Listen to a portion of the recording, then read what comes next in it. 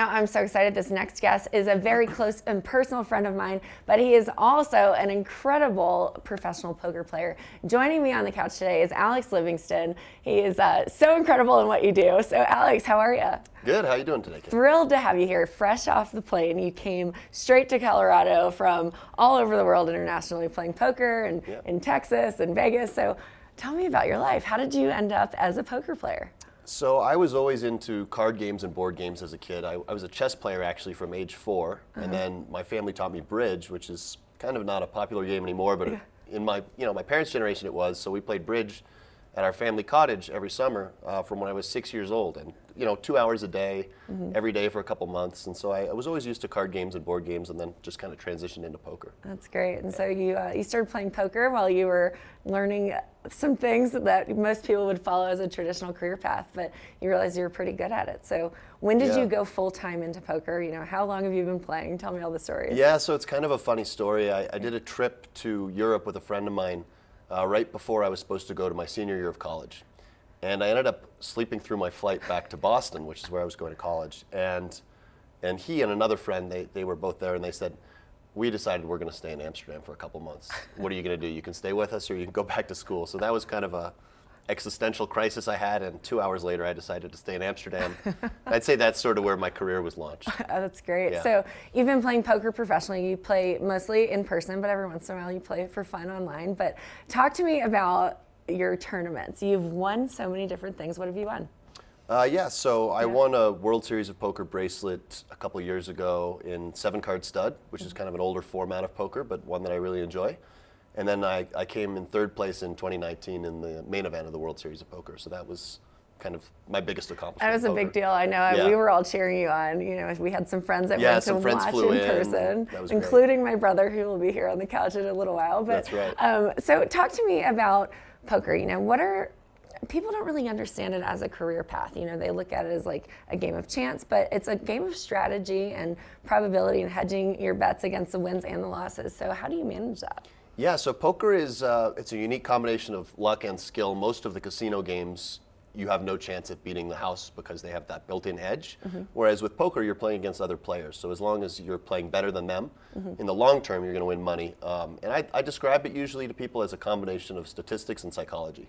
So you have that math side where you have to understand the probabilities. And then you have that human psychology side, which is probably the part I find more interesting, where you have to try to figure out how people's personalities work and then how they're going to play poker, but based on their personalities, and then you adjust your own game to sort of cater to that. That's true. You are so good at asking questions and getting to know people. So if we ever needed a guest host, you're coming in. That's all I'm saying. I don't know if I'm made to be a TV host. I don't know about that. You're so great at asking questions. So what do you have going on? You played in Europe for a while, and you're actually heading back to Las Vegas. So tell me about the tournaments that you've recently played and then what you're playing in Vegas. Yeah, so I was in Europe in the fall playing some tournaments there in the Czech Republic, and then I actually just recently got back from Brazil.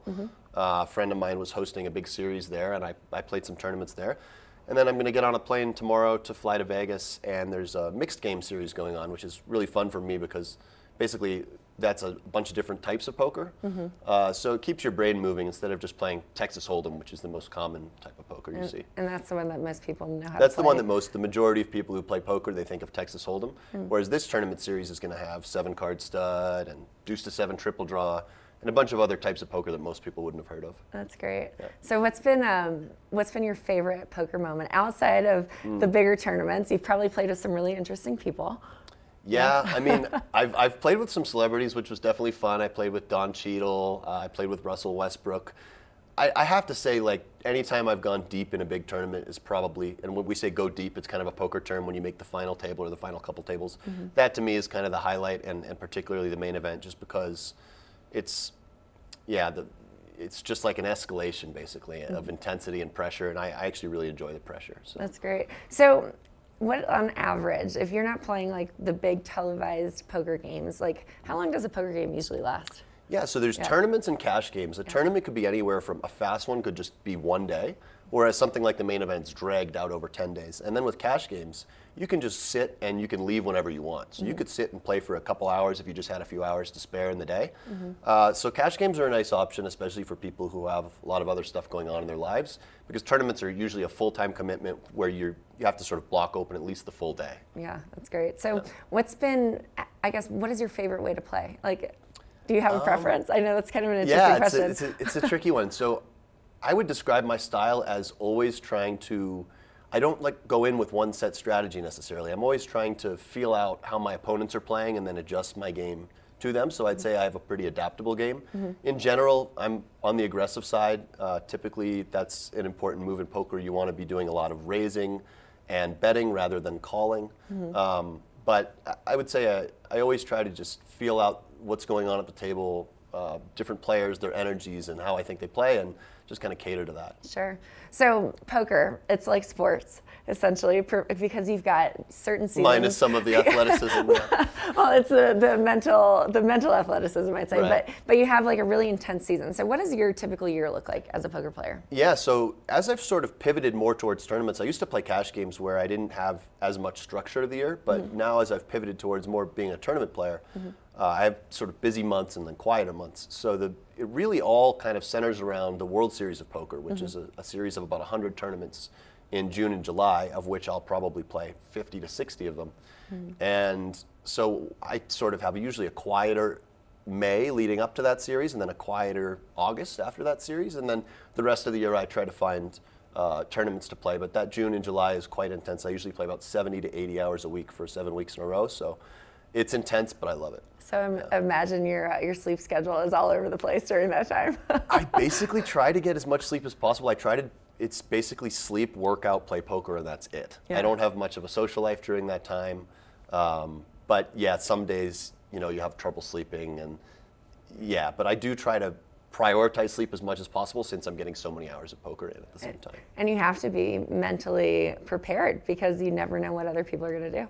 Absolutely, yeah. It's one of those things where doing all that stuff away from the table, trying to eat well, trying to exercise, trying to sleep is super important for just having that focus at the table. It's true. So outside of poker, what are you doing? Where are you? What's your life like? Well, what other traveling a lot. Sometimes I go on investments? ski trips with you and Greg. It's true. I do have a couple of rental properties. One of them is just kind of a mixed unit building that has full-time tenants.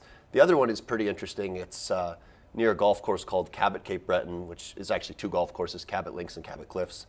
And I rent that house out on Airbnb to golfers, and it's a pretty famous and well-known golf course. So you have people traveling in from, certainly a lot from the States and Canada, and then we've even had people from Asia and Europe flying in to play that course. So they can stay at my property, and it's just 5 minutes from the golf course. And that's so up in Nova Scotia? That's in Nova Scotia, yeah, Cape Breton. So I spend part of my year in Nova Scotia, and I spend the other part in Las Vegas typically, and then in between I'm just traveling around. Yeah. And you're a big golfer. I do enjoy golf. I'm definitely not as good a golfer as I am a poker player, but I do enjoy golf. Yeah. That's great. So what is your plan for the rest of this year? We're at the beginning or the end of February, the beginning of March, and what's your schedule look like? Yeah, so I've got this poker series coming up that I was talking about. Then I've got a ski trip with you and Greg and a bunch of our friends, and then I have another poker series in Vegas. That takes me till April. I'll probably play some poker in April, and then I'll probably have more of a relaxed month in May to prepare for the World Series of Poker.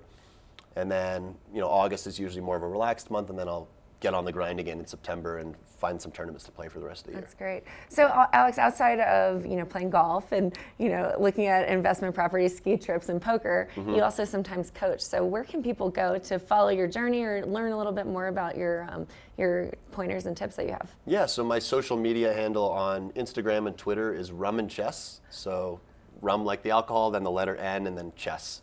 And that started. It was an online poker handle that I created in college because I enjoyed drinking rum and Coke at the time, which I would never drink now, by the way. And I've always been a chess player, so I just came up with Rum and Chess. Awesome. So people can connect with you, follow along your journey, and you post some really interesting things, especially on Twitter. You're really kind of giving people the rundown of what you do. Yeah, absolutely. And it's exciting. It's always so much fun to find out where you are in poker tournaments, and I know we all really enjoy learning more from you as well. All right, great. Awesome. Well, Alex, thanks for coming. Excited. I hope you get to get out on the slopes and we'll do get out to maybe later today. Get out later today, and obviously we'll keep folks in the loop as you continue your career this year. Sounds great. Thanks a lot, Kim. Awesome. Now we'll be back. We've got some more guests joining us on the couch, and we'll be right back after this.